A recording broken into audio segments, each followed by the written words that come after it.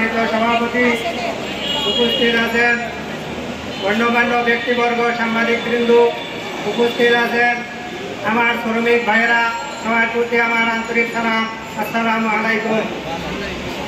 তো আমাদের সেক্টরে বড় একটি সমস্যা হলো বাজারের দর বৃদ্ধির সাথে সাথে আমাদের শ্রম মূল্য এখনো বাড়ে নাই। 10-15 বছর আগে আমাদের শ্রমের যে মূল্য ছিল, আমরা সবাই ফিক্সড রেটে কাজ করি, কিন্তু আমাদেরকে আগেও যেই রেট 10 বছর আগেও যেই রেট দেওয়া হয়েছিল, আজ 10 বছর পরেও ওই পরিমাণ রেট দেওয়া হয়। আমাদের 1 টাকাও রেট বাড়ে নাই, কিন্তু বাজারের মূল্য দ্বিগুণ থেকে 3 গুণ বেড়েছে 10 বছরে। তাই আমাদের আহ্বান থাকবে বাজারের মূল্যবৃদ্ধির সাথে সাথে আমাদের শ্রমের মূল্য বৃদ্ধি করতে হবে এবং আমরা 9 মাস কাজ করি। 9 মাস কাজ করার পরে আমাদেরকে ঈদের সময়, ঈদের 2-1 দিন আগে আমাদের পুরো টাকাটা দেওয়া হয়, কিন্তু এটা কোনো আইনি নিয়মে নাই। কিন্তু আইনের নিয়ম অনুযায়ী আমাদের প্রতি মাসের পুরো টাকা 7 তারিখে পরিশোধ করার জন্য আহ্বান করব আমি। আরও আমাদের কিছু মালিকেরা আছে, 1 বছর কাজ করার পরেও আমাদের টাকা পুরো পরিশোধ না করে তারা কারখানা বন্ধ করে পালিয়ে যায়, এবং কিছু মালিক আছে তারা আমাদের টাকা কিছু দিয়া আর বাকি টাকা দেয় না। তাই আমি আহ্বান করব এই সব সমস্যা থেকে আমাদের উত্তোলন হতে হবে, এবং এই বলে আমি আমার বক্তব্য শেষ করছি। খোদা হাফেজ। ঢাকা পোশাক প্রস্তুতকারী মজুরি বৃদ্ধি শ্রমিক সংগ্রাম পরিষদ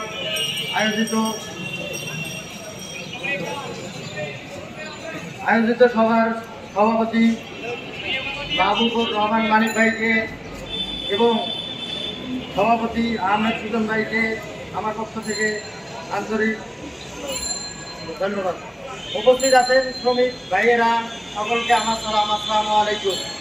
এখানে আমরা উপস্থিত হয়েছি ভাই কষ্ট কি আমাদের এই দর্জি লাইনে লোকাল শ্রমিক যে আমরা অনেকেই বলি লোকাল শ্রমিক।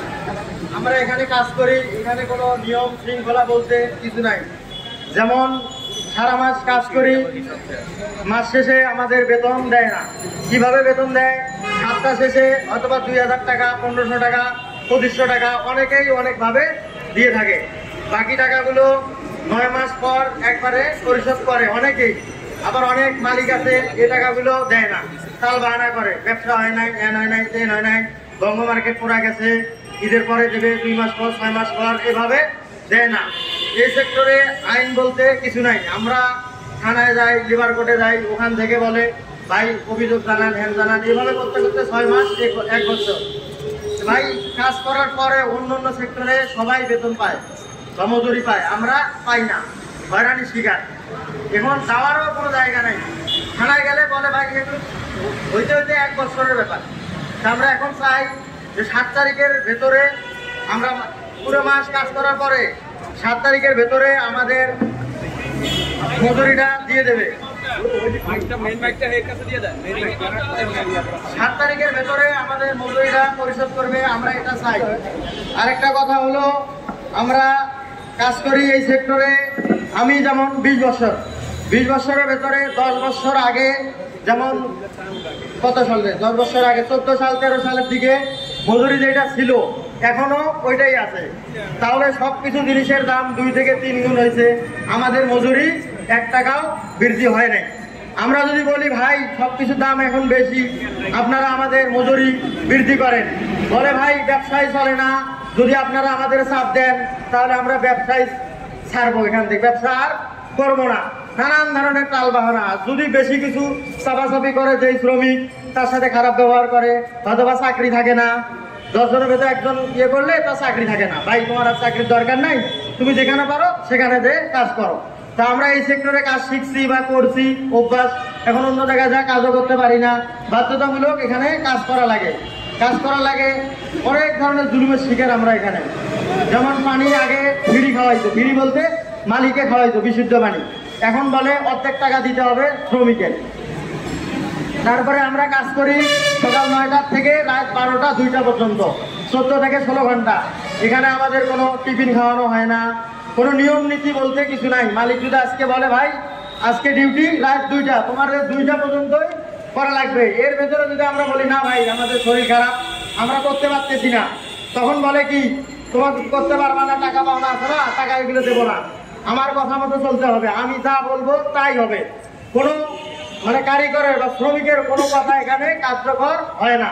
তাদের সংগঠন আছে, মালিক সমিতি বা নিজেদের মালিকরা মিলে একজোট আছে, তারা বলে কি এই এলাকায় আর কাজ করতে দেবো না, তুমি আমাদের কথা শুনবা না, এলাকায় আর কাজ করতে দেবো না, তুমি কোন এলাকায় কাজ করবা এটা আমরা দেখবো, হুমকি ধামকি অনেক ধরনের কথা বলে। তো এগুলোর থেকে মুক্তি পাওয়ার জন্য এখানে আমরা আসছি। এখানে আমরা যারা আছি সবাই নির্যাতিত, এগুলোর থেকে মুক্তি পাওয়ার জন্য এখানে আসছি। এই বলে আমার কথা শেষ করতেছি। খোদা হাফেজ।